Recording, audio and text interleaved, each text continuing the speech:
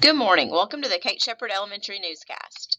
Today is Thursday, March 31st, 2022. Please stand and join me in the Pledge of Allegiance and a moment of silence. Salute. Pledge. I pledge allegiance to the flag of the United States of America and to the republic for which it stands, one nation, under God, indivisible, with liberty and justice for all. Remain standing for a moment of silence. Thank you. You may be seated. Teachers, please post your attendance.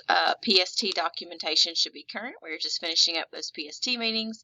Cell phone students should not have cell phones out and about in class. It should be in your backpack powered off.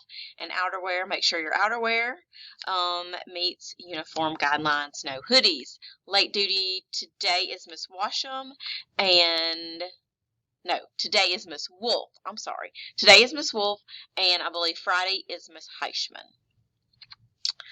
Important dates. So this week we are finishing up our 2nd and 3rd grade math ACAP and our ACAP alternate. Friday, April 1st, we have our honors walk at 1 p.m. Next week, we have our 4th and 5th graders doing our ELA for ACAP. And the next week, April 11th through 15th, we have our 4th and 5th graders doing ACAP math.